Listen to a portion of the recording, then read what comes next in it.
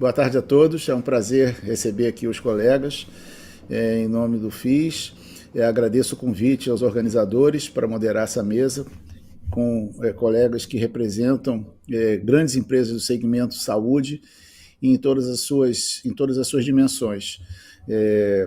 Dentro do tema da nossa palestra, ou seja, da capacitação multidisciplinar que viabiliza cuidados integrados em saúde, nós não podemos deixar de chamar bastante atenção que quando independente de se discutir a amplitude do conceito e definição de saúde e de quem emite esse conceito, é mais que óbvio que os conteúdos de universalidade, de integralidade e de universalização do sistema de saúde, ele precisa estar presente, seja na saúde pública, seja na saúde suplementar. Então, quando nós falamos de universalização, nós falamos na capacidade de atender a toda a população que está sob o guarda-chuva da nossa responsabilidade, seja essa população específica, seja essa população geral. Quando nós falamos de integralidade, nós dizemos respeito à capacidade de dar todo o cuidado a esse paciente ao longo da sua dimensão. Não só o cuidado, mas também a promoção de saúde, prevenção primária, secundária e todo o espectro que entende uma linha e uma rede de atenção à saúde em termos de cuidados ou de prevenção, para que a gente tenha uma integralidade desse indivíduo dentro do contexto onde ele vive. Isso que antes era um apanágio da, entre aspas, saúde pública ou do SUS, né? Hoje, se a saúde suplementar, e vocês vão provavelmente falar sobre isso, não atentarem para esses aspectos, nós não vamos estar cumprindo a nossa missão. E, obviamente, que o nosso painel diz respeito a essa capacidade de ser universal e de integralidade do cuidado, exigindo uma cooperação multidisciplinar e uma capacitação para isso, ela vai necessariamente passar por algum grau de regionalização, dependendo das populações que nós estamos atendendo, e descentralização na capacidade desse cuidado, coisa que hoje as teles são capazes de fazer. Então, existem muitos aspectos no que nós estamos aqui hoje, não só em termos de capacitação, mas no exercício. Nosso exercício aqui, de todos nós aqui, é de gestão, né? Dentro da ideia do Clayton Christensen, ele já basicamente, se você gere, não adianta só você agir tecnicamente em termos de ciência da gestão, você tem que ter resultado. E esse resultado, que é essa capacitação multidisciplinar para um cuidado integrado, ela é objetiva. Se o nosso paciente ou nossa população não tiver o resultado esperado, a realidade é que nós falhamos, mesmo tentando fazer tudo certo. Então, agradeço mais uma vez e abro a palavra aqui para a doutora Andréia, da UHG, a fazer a sua apresentação inicial, seguida pelo Dr. Kenneth, seguida pelo Dr. Calabria, Hélio Calabria, da Oncoclínicas, e nós vamos dar seguimento. Muito obrigado. Olá, boa tarde a todos. Primeiramente, eu quero agradecer o convite por estar aqui hoje, podendo compartilhar um pouquinho da minha experiência. Eu vou me apresentar um pouquinho. Então, meu nome é Andréa Baldin, eu sou enfermeira de formação, sou formada há 25 anos e eu sou mestre em enfermagem e também sou especialista fiz especialização em geriatria, especialização em médico-cirúrgica e também fiz especialização em docência digital e educação corporativa. Para contar um pouquinho dessa trajetória que eu tenho, né? Na área de educação, eu estou há quase 15 anos, cuidando de área de educação corporativa, e mudou muito nesses últimos 15 anos. Então, o que eu vou compartilhar aqui um pouquinho é trazendo um pouquinho de conceito, mas no sentido de já abordar alguns aspectos que a gente já trabalha com o termo que mudou, né? Que não é mais educação continuada, é educação corporativa, como a gente trabalha a capacitação dos colaboradores, das pessoas colaboradoras que estão com a gente. Então, para isso, eu vou compartilhar minha tela com vocês, para trazer um pouquinho dessa experiência, e a ideia é contar e conversar com vocês, tá? Todo mundo já está vendo aqui. Então, mais uma vez, eu quero agradecer essa participação nesse painel e eu quero trazer um pouquinho da minha experiência da educação corporativa. Então, hoje, o que que a gente traz, por que que a gente mudou a nomenclatura de educação corporativa para olhar a educação em saúde e capacitação da equipe multiprofissional? Porque a gente vai olhar as competências dos colaboradores, tanto as hard skills quanto as soft skills, mas também a gente vai ter que olhar os indicadores assistenciais do negócio. E para isso, a gente tem que trabalhar muito com a visão estratégica, então a gente tem que fazer parte, né, trazendo o que o doutor João trouxe, a questão da gestão, a gente tem que estar inserido lá no Balance Scorecard, a gente tem que estar na base, sim, a educação, sendo um pilar para a gente direcionar os nossos colaboradores, a equipe multiprofissional, para os resultados que a gente pretende assistencial. O que é importante hoje quando a gente fala de educação corporativa? Ela enfatiza a aprendizagem significativa por diferentes metodologias que a gente usa, pautada na ciência e na tecnologia. Então, hoje, a gente também tem que olhar para as diferentes gerações que a gente tem dentro da área da saúde, que formas tradicionais que a gente usava de ensino e aprendizagem, que a gente usava no passado, não se aplicam mais a essas novas gerações. Então, hoje, dentro dos hospitais, a gente encontra todos os tipos de gerações e a gente tem que atender a todos os públicos. Então, essa é um pouquinho da experiência que eu quero contar ao longo dessa minha trajetória em educação aqui para vocês e pautada em resultado. E para isso, a educação, reforçando, né, ela tem que estar olhando para a estratégia da capacitação desse profissional. Então, quando a gente fala da educação multiprofissional, a gente tem duas formas de trabalhar. A gente pode planejar tudo o que a gente tem que capacitar essa equipe multi, olhando para treinamentos regulatórios, olhando para os levantamentos de necessidade de treinamento que as empresas trazem. Eu vou adquirir um novo equipamento, então eu vou planejar um treinamento para esse novo equipamento. Eu quero inserir um novo protocolo, então eu posso planejar. Então, isso tudo a gente planeja, né? A gente faz a nossa planilha de estar planejando e olhando para frente. Mas a gente também não pode esquecer de ser reativo. Então, o que é o reativo? Então, se a gente tem algum indicador que está fora da assistência, algum indicador, algum evento adverso grave que gerou dano ao paciente, a gente também precisa estar trabalhando. O ideal não é a gente trabalhar de forma reativa, a gente trabalhar de forma preventiva. Mas se naquela análise daquele evento, junto com a qualidade, se viu, né, dentro dos algoritmos que a gente tem hoje para classificar, né, se aquele evento foi intencional ou não, se a gente vai ou não ter algum treinamento para aquele público específico. E uma coisa que a gente conversa muito, a gente tem que planejar muito a capacitação dessa equipe multiprofissional, que não é tudo para todo mundo, que não é tudo para todos. Então, a gente tem que olhar qual o público-alvo, o que eu vou olhar para aquele treinamento daquele público. Por isso que a gente fala muito, quando a gente vai planejar, né, a gente fazer o planejamento, ou a gente vem de forma reativa aos treinamentos, a gente tem que olhar muito. Estão me ouvindo? Tá tudo bem? A gente tem que Estou olhar ouvindo muito a bem. questão. Tá, que acho que entrou um barulhinho, na solução de aprendizagem, que a gente vai estar olhando para aquele público que a gente quer treinar. A carga horária hoje, por que eu trouxe aqui? É um desafio nas nossas instituições hospitalares. Quando a gente olha a equipe multiprofissional, você tem que planejar muito junto com os gestores assistenciais o quanto eu vou tirar aquela equipe para poder fazer um treinamento de imersão. A gente tem hoje os cursos chancelados, que todos nós aqui dentro das nossas organizações, precisamos tirar, às vezes, o colaborador 10, 12, 16 horas para ter uma certificação de curso de urgência e emergência. Então, tudo isso a gente tem que colocar no nosso planejamento, né? Porque isso vai gerar um resultado assistencial lá na frente. Tem que estar muito claro o objetivo dessa capacitação. A gente tem que descrever qual que é a solução de aprendizagem que a gente vai estar utilizando para esse curso, para essa capacitação para ele, para que seja relevante, seja importante e mude o comportamento dele lá na ponta, ou seja, ele aplique essa hard skill que a gente olha tanto do técnico assistencial, mas também se tiver algo associado a soft skill, que é o comportamento, ele também possa aplicar. E a gente tem que colocar tudo isso dentro da capacitação, conteúdo programático, recurso didático, recurso financeiro. O recurso financeiro ele tem que ser garantido nas instituições para que a gente não dependa, o gestor vai mandar ou não vai mandar para um curso avançado, que tem um custo, né? Então a gente também tem que planejar tudo isso nessas capacitações que a gente coloca. E o que eu quero trazer aqui, né, para falar, por que eu trago, né, o que a gente olha de resultado dentro da educação corporativa, quando a gente aplica uma capacitação em treinamento.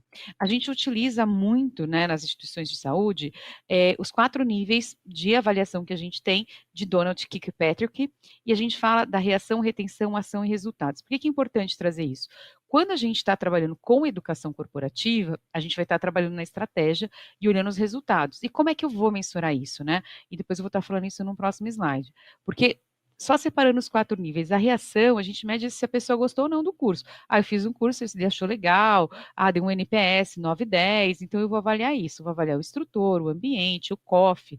Então eu estou avaliando pontualmente. Quando eu olho a retenção, eu vou ver se ele reteve a informação. Então eu posso aplicar um pós-teste para ele, né, no final do curso, ou no final de um treinamento por ensino à distância. Quando eu falo de ação, eu vou lá na fonte, né, lá onde ele trabalha, e vou ver se aquilo que a gente aplicou de conhecimento na equipe multi, ele está fazendo lá na ponta. E uma coisa que a gente usa muito para mensuração hoje, na instituição que eu trabalho, são os simulados. Então, a gente vai lá ver, a gente aplica simulados de código azul, que é para atendimento à parada cardiorrespiratória, código amarelo, treinamentos que a gente também chama de código laranja, que é para simulação de vítima que é transeunte, e outros tipos de simulado ou outro tipo de auditoria que a gente pode fazer para avaliar essa ação. Mas onde a gente quer chegar é no resultado. Se esse treinamento que a gente fez, se a gente usou toda a metodologia, se foi de toda a forma correta, se ele teve um impacto nos indicadores da organização. E hoje a gente mensura alguns indicadores baseados nos indicadores assistenciais, e a gente acompanha esses indicadores assistenciais por 6 meses. Mas o que é legal? Não só a gente acompanhar daquela forma que eu falei, reativa. Se a gente planejou, se a gente quer treinar todo ano prevenção de PAV, de pneumonia associada à ventilação mecânica, então eu não quero ter PAV, eu vou treinar com 0 PAV. Né? Ele é um treinamento mandatório, a gente tem que reforçar as medidas preventivas e eu quero continuar com 0 PAV por muitos anos. E a gente tem hospitais com 36 meses sem PAV. Então, isso é o que a gente quer entregar. É isso que a educação corporativa quer estar junto com o resultado estratégico da empresa, com a estratégia da empresa. Então, o que eu quero trazer aqui? É importante a gente capacitar, super importante, porque quando a gente tem a oportunidade de gerar resultado, que esse é o painel que a gente está aqui, por isso que eu quis fazer essa introdução, a gente tem várias formas de gerar resultado para a organização. Quando eu faço um bom programa de acolhimento para os novos colaboradores e eles se sentem fazendo parte e acompanhados no período de experiência durante os 90 dias, a gente melhora o resultado do nosso indicador de retenção. Quando eu treino meus protocolos assistenciais, e eu vivi isso, de treinar um protocolo de AM que a gente conseguiu diminuir o tempo porta-eletro, eu vou melhorar meu indicador de desfecho do paciente. Então, como é importante a gente olhar para o treinamento, mas olhando lá no resultado. Quando eu faço capacitação para a prevenção de infecção relacionada à assistente à saúde, que são as PAVs, a infecção de trato urinário, eu quero ter 0 de infecção de trato urinário. Eu quero ter 0 de infecção de corrente sanguínea, né? 0 infecção de trato urinário e 0 de infecção, né, de PAV, a gente consegue muito mais sustentar do que às vezes infecção de corrente sanguínea. Mas a gente quer chegar no 0, que é possível. Então é isso que a gente quer trabalhar. E a gente acompanha, de novo, eu tenho experiência da gente olhar o indicador antes do treinamento, no mês de treinamento e acompanhar por 6 meses e verificar se aquele resultado que veio ali, ele está ligado ou não ao treinamento, e a gente discute isso com o time da qualidade. Treinamento de time de resposta rápida. Eu gosto muito de trazer esse exemplo porque a gente tem que treinar muito código amarelo, porque eu não quero que meu paciente pare, então eu quero ter 0 parada na unidade não crítica. Então, eu vou treinar o time de resposta rápida para que a gente acompanhe esse indicador para que eu não tenha isso. Eu vou treinar atendimento à parada? Eu vou também. Mas o que, para mim, é o indicador mais forte que eu quero e que eu acompanho, que eu consigo mensurar mês a mês, é não ter parado em unidade não crítica, porque eu levantei os sinais de alerta desse paciente antes dele parar.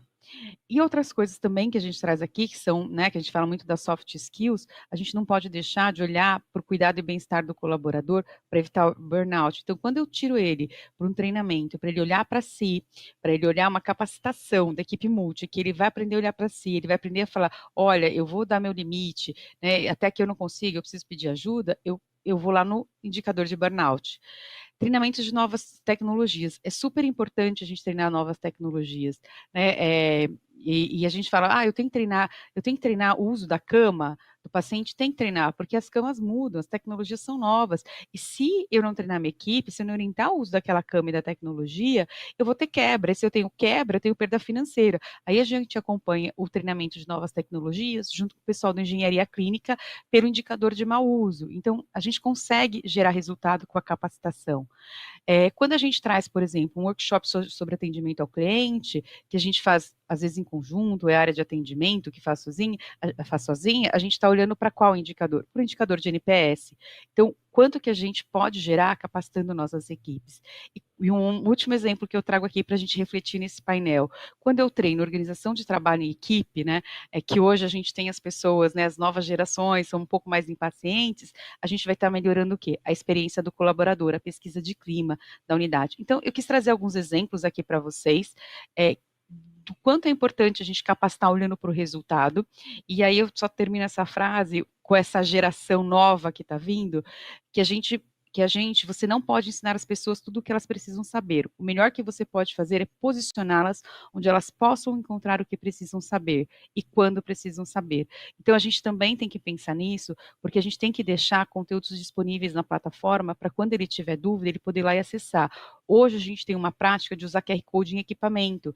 Às vezes é um equipamento que ele não usa muito, então ele vai lá no QR Code para a mediateca e ele vai ver como é que usa aquele equipamento, para ter um bom uso com o equipamento com o paciente, não ter quebra por mau uso e também não ter um evento adverso no momento de usar, porque ele não sabia usar. Então, aqui eu deixo as referências, eu vou interromper meu compartilhamento com essa fala inicial. Muito obrigado, André. Bastante abrangente a sua apresentação, vai servir também como um guia de referência para todos nós. E é interessante porque você chama a atenção para, olhando a educação em si, a capacitação multiprofissional e multidisciplinar, no sentido de que você dá equidade a isso. Então, se a gente colocar no paradigma da educação aquilo da assistência, ou seja, você tenta ser universal, atender a todos, você tenta atender a todos de forma integral, ou seja, essas pessoas elas têm acesso a tudo aquilo que elas precisam no contexto delas. E no momento em que você atende ao contexto e às origens profissionais, inclusive sociais, onde essas pessoas se inserem, você também dá a elas uma atenção específica no sentido da equidade, ou seja, dá a cada um a oportunidade e a necessidade do que eles precisam, porque são diferentes, para chegarem no mesmo ponto em que você mensura e coloca como referência um indicador. Então, em vez de você correr atrás do indicador, você tenta modificar a realidade para que aquele indicador reflita a realidade e não você inverta as coisas, que infelizmente é uma prática inadequada, mas comum em gestão, quando você quer mostrar o resultado pelo indicador e não o indicador pelo resultado. Muito obrigado a você. Passo a palavra ao Kenneth para a apresentação dele. Obrigado, João. Assim, agradecer o convite para fazer parte desse painel aqui. Um super prazer, né, escutar a apresentação da Andréa e ver a conexão que a gente pode fazer diretamente sobre essa discussão da capacitação, né? Eu felizmente, Andréa, estava lembrando da minha carreira, você falando da tua, assim, eu sou professor também há mais de 20 anos, né? Assim, então, quando a gente vai caminho da docência, em algum momento ele cruza, né? Ou em vários momentos ele cruza nossas ações, porque essencialmente a área de saúde é uma área que ela avança por ciência, né? Ela avança por educação, né? Então a gente tem dentro da área da saúde essa oportunidade de realizar isso. E no nosso grupo, a PVida Notre Dame Intermédica, aqui a gente fala de um país, né, João? Você traz a questão de dar acesso, né? É uma organização que acredita realmente que um ticket baixo, né, o meu cliente, muitas vezes que está frequentando ali uma cirurgia de alta complexidade, é o pipoqueiro ali da esquina que paga, né? Ele se esforça para pagar um plano de saúde. Então, assim, essa é a nossa crença. A gente acredita que a gente tem um papel fundamental nesse campo, como organização que tem que ter resultado óbvio, mas a gente também olha cada um dos pacientes. E aí entra muito essa discussão, num primeiro plano, de quem nós atendemos e como nós atendemos, né? Para pensar realmente o processo de capacitação multidisciplinar, a gente precisa olhar primeiro, fazer um overview estratégico aqui de quem é o nosso grupo. E aqui eu posso trazer desde o dado de 15,8 milhões de pessoas que usam os nossos planos, né, distribuídos nacionalmente, passando pela diversidade regional, né, onde eu tenho uma anemia falciforme na Bahia com maior incidência, onde o câncer de colo de útero no Amazonas ele é diferenciado, a gente consegue observar isso. A gente falou de comunidade italiana, e a gente estava falando sobre isso há pouco, ouvindo, né, vocês comentando. A gente tem em Ribeirão Preto uma incidência enorme o câncer cabeça e pescoço ali na comunidade italiana, né, que está muito focada. Então, quando a gente olha essa dimensão, é claro que a gente fala de protocolos em uma maneira, né, uma tentativa de atuar de maneira única, mas a gente tem que observar essas questões. E por trás desse atendimento, a gente está falando de 68 mil pessoas, né, que atuam no grupo aqui. Então, imagine a complexidade desse processo, onde eu tenho que conversar com um terapeuta ocupacional, que é uma carreira agora que explodiu, né, e a gente precisa discutir as novas tendências do transtorno de espectro autista, passando, né, pelo fisioterapeuta, o psicólogo, na saúde mental, que a gente está vendo, psiquiatras. Então, como que a gente faz essa abordagem do ponto de vista educacional? É um grande desafio, né? Acho que o primeiro elemento que a gente entendeu que era importante é a gente pensar isso como realmente um fluxo contínuo, onde a gente tem que olhar a base, né? A base eu estou falando de dentro de uma universidade, fico até contente de comentar isso, né? Estou dentro de uma das universidades que é parceira nossa nos programas educacionais. Então eu tenho que olhar a base, que é o interno da medicina, é o finalista da enfermagem, né? Onde eu preciso chegar até ele e contar que o mundo da saúde é diferente do que ele está necessariamente só aprendendo ali na universidade. Então a gente dialoga muito, a gente quebrou muito essa ideia, né, de que uma coisa, outra. Não, a gente, né, trouxe esse diálogo para dentro da instituição. Eu preciso trabalhar no centro do cuidado, que são os nossos profissionais de maneira multidisciplinar, atendendo as pessoas em todo o Brasil. Aí a gente tem programas direcionados. E eu preciso olhar também para o futuro, né? Quem que nós estamos formando para liderar. Aí tem muito a ver com o que a Andrea traz, né? Assim, desses diferentes grupos e que estratégias a gente utiliza, que vai do técnico, atitudinal, né, até aquela visão mais estratégica do ponto de vista de grupo. E que aqui, de fato, a gente entendeu que primeiro era necessário entender um conceito fundamental. De novo, eu reputo essa discussão sobre protocolos, né? Claro, volto a dizer, a gente tem que ter protocolo, as equipes de enfermagem, fisioterapia, psicologia, todas elas precisam ter, mas a gente precisa também dialogar com mais frequência. É um trabalho muito intenso que a gente tem feito aqui na instituição. Acabo de voltar agora de Belo Horizonte, do nosso 2º Congresso Nacional de Ginecologia e Obstetrícia, né? Um congresso em que a instituição começa a dizer de mais claramente e internamente, mas também para fora, que aqui se faz ciência, né? Que a gente acredita que um congresso é um momento de discutir temáticas, né? Tem um teórico que eu adoro, que é o Vygotsky, que ele fala assim, são zonas de desenvolvimento proximal, onde você traz essas pessoas com diferentes conhecimentos e ali nesse equilíbrio, nesse diálogo, nessa discussão, você acaba fazendo, né, uma evolução fundamental. E ali, as mesas, a gente quebrou uma barreira muito forte que a gente tinha antes, né? Que é de dizer, não, as equipes têm que ser, os médicos vão discutir uma coisa, os enfermeiros obstetras outras, os fisioterapeutas vão discutir a dor associada, né, endometriose. Não. As nossas mesas foram todas multidisciplinares, né? Toda a participação dos membros contemplava profissionais de diferentes matizes, diferentes atuações, discutindo ciência. Acho que foi um ponto fundamental, e aí eu caracterizo assim, como que a gente está entendendo esse conceito de multidisciplinar aqui na nossa organização. Acho que esse é um ponto fundamental. No segundo nível, né, a gente saiu do macro, né, que é a celebração do conhecimento com o congresso, e vou para o centro do processo. Hoje a gente discute com o nosso tripé de diretoria da nossa rede hospitalar, que atende, né, nós somos uma verticalizada muito grande, temos 87 hospitais hoje no Brasil, mas a gente entende que o cuidado não é uma caixinha onde o diretor médico vai falar com o diretor enfermeiro, com o diretor administrativo. A gente chama de tripé, né? São 3, é um triunvirato que precisa atuar conjuntamente. E aí, só para exemplificar, 78 desses profissionais aí hoje estão passando por um programa de discussão, como é que a gente melhora o cuidado, como é que a gente melhora a experiência das pessoas dentro das unidades hospitalares. Que eu chamo no nível aqui, que eu estou atacando o centro da formação multidisciplinar com esses grupos diferentes, né? E num terceiro aspecto, né, eu já trouxe antes, mas eu queria novamente ressaltar esse ponto, de como nós precisamos nos aproximar da academia, né? Não que a Apivida Nutrami Intermédica vá comprar a faculdade de medicina, não vamos abrir, não é nosso interesse, não é nosso foco. Tem muita gente que já faz muito bem feito, tem universidades federais maravilhosas, estaduais incríveis, particulares muito boas, né? E a gente entendeu que era preciso não criar uma nova trilha. Nosso foco é cuidado com o paciente, mas a gente precisava dialogar com esses grupos, né, com esses grupos de formação. E aí o que a gente tem feito de maneira muito aberta, né, é trazer essa pessoa em formação, esses professores da universidade para dentro da nossa realidade. Como eu disse, com eventos, a maior parte, né, foi muito bacana, foi um evento num feriado em Belo Horizonte, a gente tinha 600 pessoas participando, né, a lotação máxima, boa parte delas estudantes de enfermagem, de fisioterapia, de medicina, vendo toda a nossa discussão científica em alto nível. Então, trazer essa realidade aqui para essas pessoas que estão se formando, para a gente se tornou fundamental.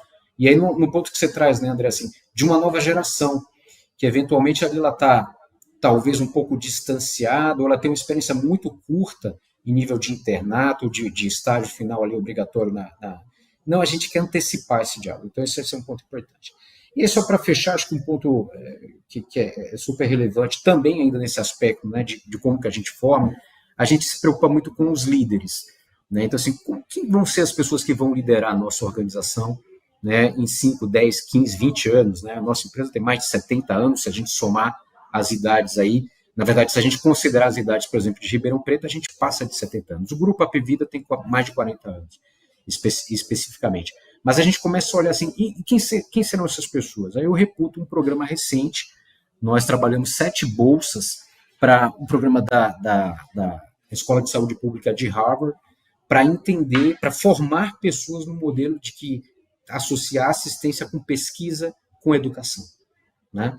E esses 7, né, fundamentalmente uma decisão nossa, não serão só de uma única categoria profissional. Não são só médicos, não são só enfermeiros, não são só farmacêuticos, fisioterapeutas. A gente, por decisão, nós estabelecemos que seria um grupo, né, multidisciplinar. Né? E essas pessoas recebem uma formação de alto nível. E como é que a gente agora, já finalizando minha fala, como é que a gente olha isso tudo? Né? Esse é um projeto, educação é um projeto de curto, claro, na questão técnica atitudinal, mas fundamentalmente, eu falo isso com muita frequência, é um projeto de longo prazo. Né? A gente olha a educação, tem que olhar a educação com consistência. Né? Com celeridade de entrega, todos nós já sabemos, esse é o nosso mundo, né? A gente tem que entregar resultado, tudo isso. Mas eu repito com muita frequência, consistência, consistência, consistência. Educação é consistência. Essas são diretrizes que você estabelece, elas às vezes não trazem um resultado de curto prazo, mas quando você olha, né, ela é uma curva logarítmica, né? Ela não é linear, tão rápida assim, uma regressão, e ela estaciona aqui em determinada altura, o logaritmo ela vai crescendo, de um ponto que ela começa a gerar um resultado, né? E a gente começa a observar isso acontecendo no grupo, seja na queda da sinistralidade, estamos comemorando hoje 2 pontos percentuais a menos, né? Hoje o nosso grupo é um fator crítico, a gente fala esse retorno sobre investimento, a gente começa a perceber também na manutenção das equipes, que aí, né, começam, João, assim, essa preocupação que a gente tem, né, de olhar essas pessoas que atendem, né, a essa população, eles também são alvo do nosso cuidado, né, e ele entende isso como um investimento nele, né, então a permanência aumenta, o comprometimento, engajamento, né, tornar esses profissionais aí relevantes no processo educacional tem resultados em aspectos como esse de rotatividade de pessoal, né, e agora para finalizar mesmo, só para dizer que assim que é uma paixão, né, educação é paixão, e quando a gente pensa em educação na área de saúde, necessariamente ela é multidisciplinar. Muito obrigado, Kenneth. Você já acrescentou aí mais um tijolo aí nessa parede aí, que bem embasado aí pela Andréia. Vamos ouvir o Hélio. E o que eu tinha para te falar, comentar o seguinte, eu fiquei 31 anos na Universidade Pública, né? Eu sou professor da Unirio, me aposentei em 2019 em clínica médica, para aula de clínica médica. E hoje eu tenho a satisfação de ver uma geração formada mais do que com a questão técnica da informação, que hoje em dia ela se dissipa rapidamente, né? Mas e aí entra que nos cursos de graduação, e você chamou muito bem a atenção para isso, eles têm que se aproximar da realidade. Ou seja, é necessário que essas pessoas, para que elas desenvolvam atitudes. As pessoas às vezes chamam de soft skills. Eu talvez pela geração, eu prefiro chamar de atitude. Ou seja, a atitude em relação ao trabalho, a atitude e o compromisso em relação à população que está sendo atendida por ele, E eu entendo que o indicador ele vai refletir isso, ou não. Ou seja, positivo ou negativamente. Então, assim, essa necessidade que a academia, seja ela de origem pública, seja ela de origem privada, precisa ter hoje, entendendo que ela jamais vai esgotar conteúdo, mas ela pode contribuir muito para a atitude daquele profissional futuro, até para que ele tenha essa consistência em estar aberto, não é que ele vai buscar, e aí talvez as grandes corporações, como a André falou, tragam a ele a oportunidade da equidade deles conseguirem o que eles precisam de diferente para atingir o objetivo que a gestão se propõe em relação ao resultado. Então, esse encadeamento de pensamento é que a verticalização como conceito de gestão talvez proporcione de uma maneira mais eficiente, né, com menos gasto e de uma forma mais efetiva. Então, eu fico muito feliz aí de ver a sua palestra como ex-professor, e eu sinto essa necessidade na gestão. Eu via na subsecretaria, quando eu estive, a inequidade da atitude e da performance dos nossos funcionários, muitas vezes, pessoas excepcionais e outras muito menos que isso. Ao mesmo tempo, você vê, eu sou nefrologista na Nefroclínicas, que eu hoje estou aqui representando. A Nefroclínicas ela é uma empresa de nefrologia. Nada mais vertical do que a nefrologia. Mas o problema é que é na sua fase final, do DRC5, né, e no pré-transplante e no transplante. Mas antes você tem um trabalho imenso que a gente tem que fazer para reverter a expectativa de 1.000 pessoas por 1 milhão de habitantes precisando de TRS, terapia renal substitutiva. Então, vamos combinar que nós precisamos mudar essa realidade, e só com a consistência da educação para a saúde, inclusive na população, porque quando nós estamos focando nos profissionais, mas a população, sob a nossa responsabilidade, nós precisamos educá-la para a saúde, para saber como utilizar de forma racional, porque a demanda da saúde ela é inextinguível. Quanto mais você der, se você não der educação, mais você vai gastar. Nunca vai acabar. Então, a única chance que a gente tem é da health literacy, né? Da educação para a saúde, botar as pessoas aprendendo a utilizar, inclusive, os mecanismos de busca leigos para que eles possam se informar de maneira adequada. Então, as estruturas verticais, e isso eu vou passar a palavra agora ao Calabria, no sentido de que nas populações específicas, como é o caso da oncoclínica, isso se torna de uma relevância muito grande, não só para o profissional, mas para os nossos pacientes, pela angústia que esses pacientes têm hoje, angústia essa amplificada muitas vezes pelas oportunidades de informação sem nenhum direcionamento. É muito bom o acesso à informação, mas ele hoje não tem filtro algum, não no sentido de se direcionar para algo produtivo, em vez de se direcionar para a angústia e para a ansiedade. Muito obrigado a vocês, eu passo a palavra. Vamos lá, boa tarde a todos. Gostaria de agradecer a oportunidade de estar participando desse evento.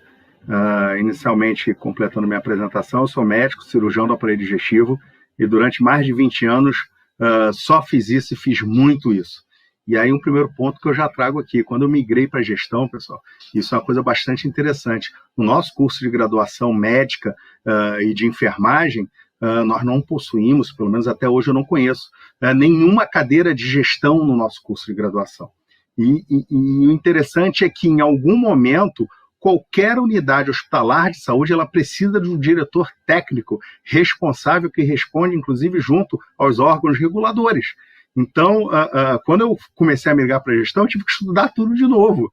Eu tive que fazer um monte de cursos, MBA, e me capacitar novamente. Então, isso já é um primeiro ponto que eu falo aqui em relação à capacitação, que é isso. Assim, todo o nosso sistema de saúde, seja ele suplementar ou público, ele gira em torno de uma gestão obrigatoriamente técnica, e que muitas vezes um diretor executivo, que é um administrador, ele depende muito do suporte desse diretor médico para a tomada de decisão. E aí essa formação e esse modelo que a gente tem hoje no nosso país, eu acho que ele precisa evoluir, porque a profissionalização do nosso sistema de saúde, nós estamos aqui com grandes empresas representando isso, ela se profissionalizou, a maioria das empresas de capital aberto, então a gente precisa ter gestores médicos e de enfermagens capacitados e qualificados. Isso impacta, inclusive, no resultado econômico do negócio, se a gente olhar do ponto de vista do negócio. E aí foi interessante, e é interessante porque a oncologia hoje ela está se tornando a principal causa de óbito do nosso país. O envelhecimento e a inversão da pirâmide etária do nosso país está aumentando cada vez mais a incidência de câncer, e hoje o nosso maior custo na saúde está no câncer. O maior custo para as operadoras, o maior custo para o sistema público de saúde, o maior custo hospitalar gira em torno do cuidado oncológico.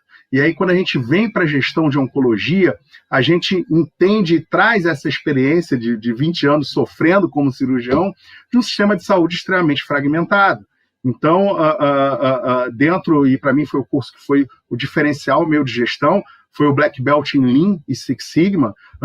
Quando eu fiz esse curso, essa especialização, e comecei a entender, eu falo que o Lean é um óculos que você coloca e você começa a enxergar a unidade de saúde de uma forma diferente. E aí, quando eu começo a observar e sentir essa fragmentação, a gente faz um tracing de um paciente sozinho por uma operadora de saúde, tentando câncer, desde a suspeita diagnóstica até a definição clínica, e aí como definição clínica é cirurgia, quimio e radioterapia, que é o que pode oferecer a cura ou a sobrevida para esse paciente. No nosso país, hoje, a média está variando de 80 a 120 dias. Se você conta que no SUS leva até um ano para tratar um câncer, no nosso sistema de saúde suplementar não está muito diferente. Só que o câncer, além dele ser muito custoso, né, além dele ter um custo muito alto, ele é tempo dependente. Talvez é a doença mais tempo dependente que a gente tenha. Então, poxa, você está falando então que quanto mais tempo leva para tratar um câncer, maior a chance de óbito, menor a sobrevida? Sim. Quanto mais rápido você trata um câncer, maior a chance de cura e menor o custo? Sim. Então, agilidade e resolutividade no câncer é sim igual a chance de cura e, principalmente, a eficiência de custo. Então, para a gente entender isso, e aí por isso que a gente escreveu um projeto de linha de cuidado oncológico, que hoje é um projeto que está em mais de 17 estados, que a Oncoclínica está presente, já temos mais de 60 mil pacientes tratados nessa linha de cuidado. A gente está conseguindo para reduzir toda essa jornada, desde a primeira consulta com o especialista que levanta a possibilidade de um câncer, passando pela confirmação, estadiamento, pré-operatório, cirurgia, pós-operatório, até chegar na quimio e na rádio, a gente está reduzindo para menos de 30 dias. É uma guerra, porque o nosso sistema de saúde suplementar e até a nossa regulamentação na ANS não está preparada para isso, mas a gente vem conversando, inclusive, com as operadoras de saúde e mostrando exatamente esses números que eu estou dizendo para você. Um paciente que em menos de 30 dias ele é operado e vai para a quimioterapia, a chance da cirurgia ser única e curativa aumenta vertiginosamente. A chance da quimioterapia ser um número muito menor e enxuto de ciclos também aumenta muito. Então, isso reduz muito o custo operacional para a própria operadora. E aí, quando a gente apresenta esses números, é bastante interessante, porque as operadoras elas olham assim, caramba, Calabria, nem a gente tem esse controle do consumo que um paciente oncológico faz durante a sua jornada da linha de cuidado oncológica. E a gente acompanha isso num sistema que, para mim, é um dos melhores do mundo para acompanhamento de jornada, que é o Salesforce. Então, ter essa rastreabilidade do doente numa linha de cuidado, assim, reduz muito. O paciente que é oncológico, que ele sozinho acaba indo ouvir 1, 2, 3 segundas opiniões, repetindo tomo, repetindo ressonância, repetindo biópsia, a gente garante que ele vai, dentro da visão Lean e Six Sigma, né, que ele vai realizar só o exame que é efetivamente necessário, de forma rápida e eficiente. Só que não é fácil implementar uma proposta dessa, não é fácil implementar um modelo desse, ainda mais num país continental como o Brasil. Eu confesso para vocês que eu passei o ano de 2020 e 2021 em plena pandemia, viajando o Brasil em aviões vazios, em cidades que não tinha nem onde eu me hospedar, porque tinha decretos que fechavam os hotéis, mas a gente precisava fazer essa capacitação da equipe, entendendo que dentro de e aí falando bem, entrando bem na gestão, dentro de que uma linha de cuidado é uma matriz de escala que você conecta dentro da espinha de peixe todos os fornecedores de serviço num fluxo único, tendo o paciente no centro de tudo, construindo SLAs de entregas com prazos de resolutividades bem abaixo do que a gente pratica no mercado, entendendo que a Oncoclínicas ela se beneficia por ser hoje o maior grupo de oncologia da América Latina e o mais eficiente.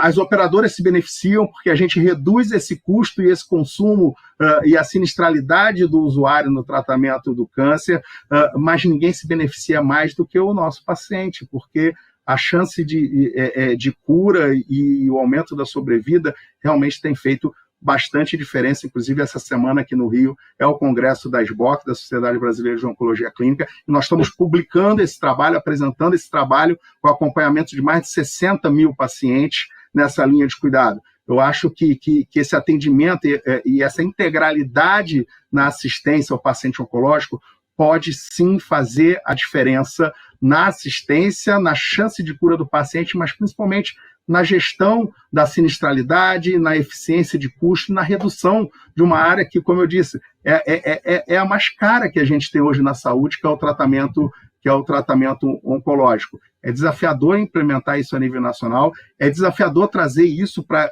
as operadoras. A gente tem se reunido muito e apresentado essa proposta, e isso tem feito diferença. A gente já tem alguns cases realizados e algumas parcerias já feitas com operadoras de saúde que entenderam isso, e principalmente a capacidade de identificação dos dados do consumo da jornada desse paciente. Então, e a equipe multidisciplinar entra de forma muito estratégica. A nutricionista é tão importante quanto a psicóloga, que é tão importante quanto a enfermeira, que é tão importante quanto o cirurgião, quanto o oncologista clínico, e que até então todo mundo trabalhava na sua ilha, né? Todo mundo trabalhava de forma quase que independente. Então, você fazer a integração e a amarração dessa jornada, criando esse fluxo único e ágil, eu não tenho dúvida que no tratamento do câncer, principalmente do ponto de vista da complexidade do nosso sistema de saúde suplementar e do custo que o câncer vem trazendo para o nosso sistema no Brasil, é um caminho que é o único caminho que eu vejo que no tratamento oncológico pode viabilizar o sistema. Muito obrigado, Hélio. Finalmente, acho que a gente agora tem um painel que a gente consegue ver as várias dimensões aí do tema. É um tema extremamente ambicioso, né? Mas tem que ser mesmo, porque quando você lida... Eu tenho a experiência no SUS e na área da saúde suplementar. Ou seja, o paciente ele tem os desafios, muitas vezes, da falta. E no outro, você muitas vezes tem os desafios do excesso. O que une esses seres humanos, né? Nós, o que nos une é a nossa angústia, é a nossa ansiedade. Então, assim, angústia, aquilo que você teme por não saber exatamente o que é. Então, a primeira coisa que você faz no diagnóstico é dar um nome para o seu problema, seja ele na oncoclínica, seja ele na nefroclínica, seja ele nos pacientes da Apvida, seja ele internado dentro de um hospital na UHG. Ou seja, quando você dá o nome, você transita da angústia para a ansiedade. Quando você transita para a ansiedade, no sistema da escassez, você lida com a ansiedade de você não ter um caminho. E quando você está no sistema da abastança ou do desperdício, você tem em excesso. E aí é segunda, terceira opinião, no caso do câncer. Na nefrologia, eu não quero dialisar, vou vir para o médico que não vai me dialisar, vou tomar um remédio que vai me tirar da diálise. Então, essas questões todas, somente a educação vai poder resolver. A educação no sentido que as nossas equipes tenham compromisso, porque aquilo que o Hélio colocou, e muito importante, da multidisciplinaridade, e que vai ajudar tanto na UHG, tanto dentro do hospital, eu sou um hospitalista, quanto num sistema de saúde verticalizado, é o paciente perceber que ele tem alguém comprometido por ele, liderando o seu cuidado, se ele perceber que ele tem uma linha que ele vai seguir e que ele não vai ficar se preocupando nem perguntando para A, B ou C o que ele vai fazer. Se você consegue educar nesse sentido a sua equipe, né, ou trazer as oportunidades para a sua equipe nesse sentido, e aí a equidade, as necessidades do terapeuta ocupacional são uma, do fisioterapeuta são outra, do médico é outra, da enfermeira é outra, enfim, cada um, farmacêutico é outra, cada um desses profissionais precisa de equidade para preencher as suas necessidades, os seus excessos e as suas faltas no sentido educacional. Senão você não consegue, a partir de então, ter líder nenhum, ou liderar nada, ou mostrar processo nenhum para o teu paciente. E aí é a desesperança, você transita da ansiedade para a total desesperança, que eu vivenciei muitas vezes no SUS, para o paciente perdido no seu tratamento ou caindo na mão de charlatão. Então, esse painel ele tem assim, o aspecto de mostrar todas essas facetas no nosso dia a dia. Eu hoje, eu estou tendo essa experiência muito interessante que o Calabria chamou a atenção, na direção geral do Supercentro. Eu sempre fui o indivíduo que era o responsável técnico. Eu sempre estava na posição e hoje eu estou na posição do diretor-geral. E eu me lembro que quando eu estava na Mil, eu fui na gestão de saúde da Mil, eu achava que tinha que fundir as duas pessoas, de tal forma, fisicamente falando, tal a importância que tinha um em relação ao outro. Hoje eu entendo a necessidade de segmentos, de nichos diferentes, mas, como ele bem falou, sem uma direção técnica muito bem focada, né, você não avança, ou você avança mal.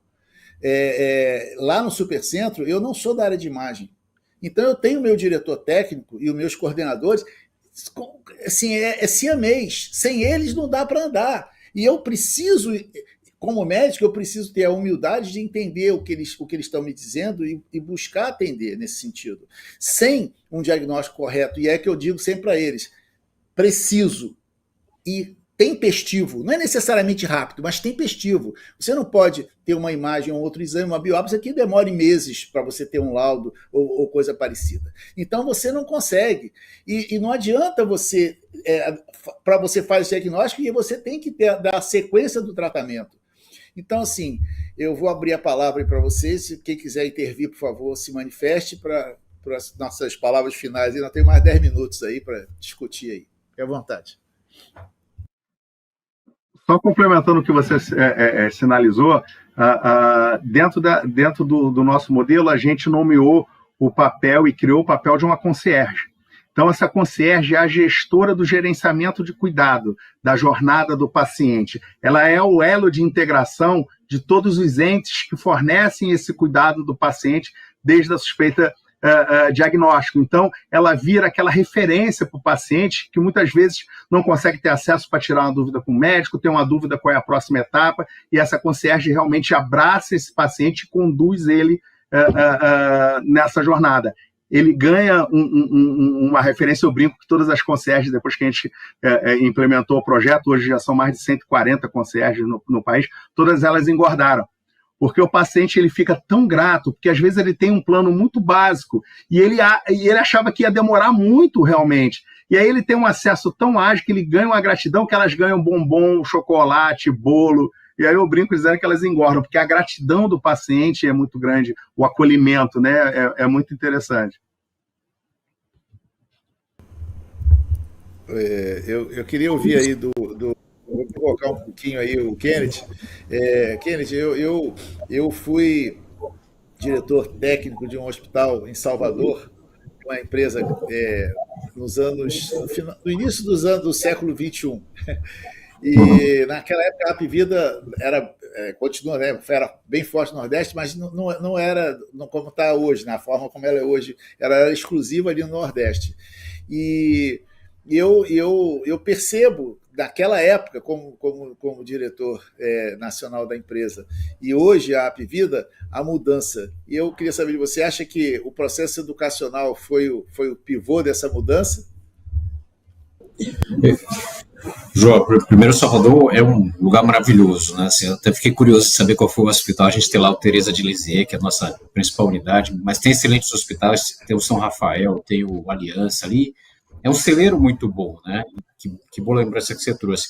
Eu acho que o processo, ele foi, eu acho que foi, talvez assim, é quase que impossível dissociar a necessidade educacional que se teve ao se crescer tanto, como se cresceu tanto, porque também se entendeu que a educação era um fator central, né? Talvez hoje, assim, o melhor momento que a gente tenha a reflexão para fazer hoje no grupo nós já somos muito grandes, né? Hoje, vocês devem estar acompanhando o movimento, a nossa leitura será que estamos exatamente em todos os locais que a gente deveria estar? Hoje estamos muito mais nesse debate do que numa expansão agora mais acelerada.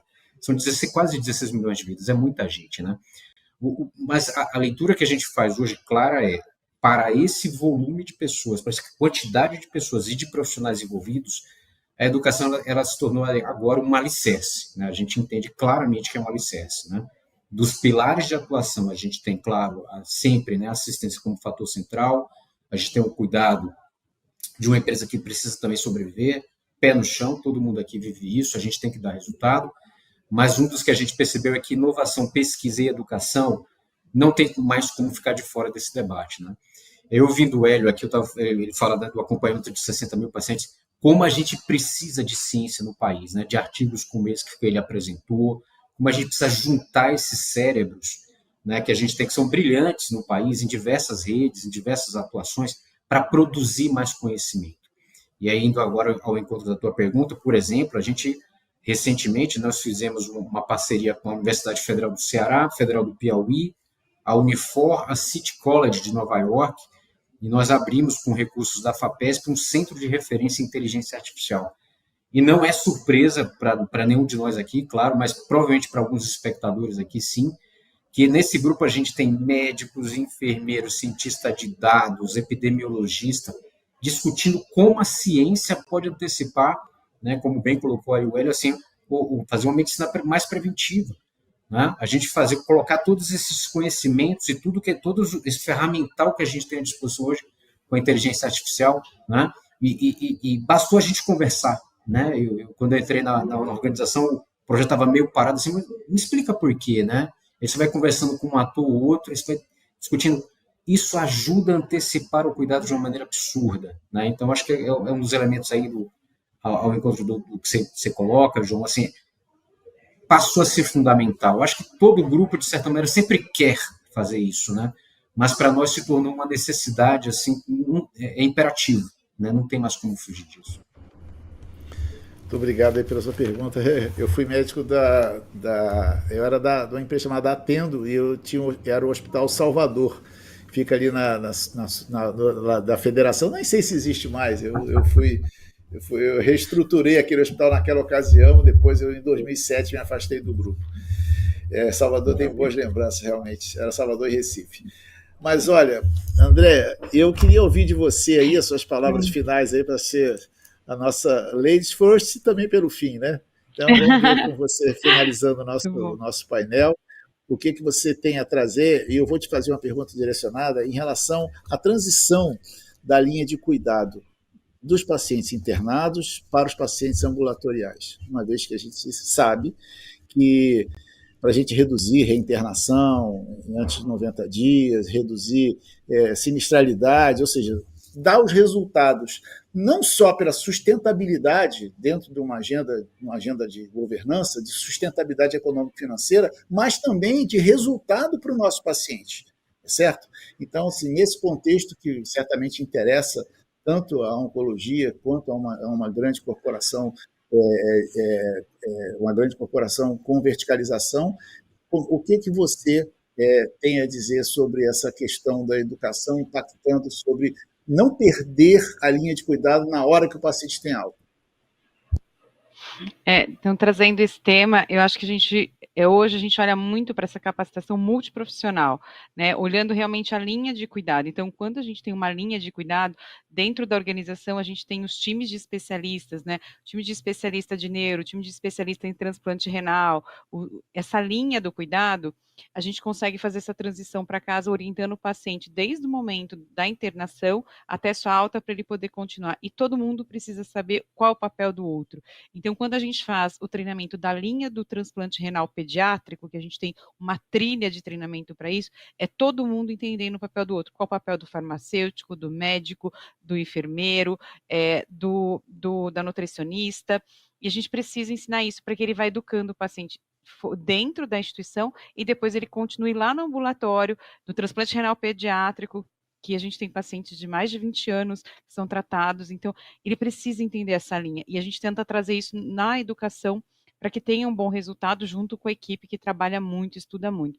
Mas isso também precisa ter muito estudo da equipe. Então, quando a gente fala de pesquisa, né, esses grupos especialistas, eles têm muitas reuniões científicas, muitos encontros, muita discussão de artigos, produzem muito conhecimento científico também, e isso a gente tem que fomentar. E para encerrar, né, eu acho que essa questão que o Kennedy trouxe, de você ir lá na universidade que já existe, que já está pronto, e trazer para as instituições que não são formadoras, como é o nosso caso, eu acho que vai ser a virada, né? Porque se a gente não fomentar que novos profissionais eles entrem, principalmente eu estou falando da minha categoria agora, trazendo um pouquinho para a enfermagem, a gente não vai ter enfermeiro para cuidar daqui a uns anos de doente. Então a gente precisa estar dentro das universidades, cuidar bem desses alunos, melhorar sempre esse acolhimento, por isso que eu falo muito do acolhimento, de cuidar o profissional como um todo, né, do biopsico, sócio-espiritual, que a gente aprendeu lá 25 anos atrás na faculdade. Então a gente precisa ter o olhar completo para esse colaborador, para a gente reter. E a gente precisa buscar ele lá na faculdade e fazer parcerias, porque hoje os grandes hospitais que a gente lá, os top 7, alguns já têm universidades dentro deles, e quem não tem está fazendo, né? E quem não tem, como a gente não tem, né? Como que a gente não tem nem oncoclínicas, a gente tem que pensar realmente em fazer essas parcerias para a gente estar um passo à frente e gerando resultado, entregando resultado, que é o que a gente precisa também fazer, tanto para o paciente quanto para a organização poder sobreviver, porque senão a gente também não sobrevive. Bom, eu queria agradecer a todos, estamos aqui finalizando o nosso painel. Foi uma hora que passou rápido, a gente ouvia aqui, fiquei muito feliz de ouvir aí os avanços da Apvida. O HG, eu estou dentro do grupo desde o seu início aqui no Rio de Janeiro, e eu ouvi as palavras da Oncoclínicas. A Oncoclínicas, ela tem se tornado um símbolo, né, de governança na área da saúde, numa área tão crítica, tão difícil, né, tão pedregosa quanto a oncologia, de uma forma geral, especialmente a oncologia clínica, e a Apvida, pelo que ela significa hoje em termos populacionais, pelo avanço que ela teve nesses últimos anos, eu dou meu testemunho pessoal em relação a isso.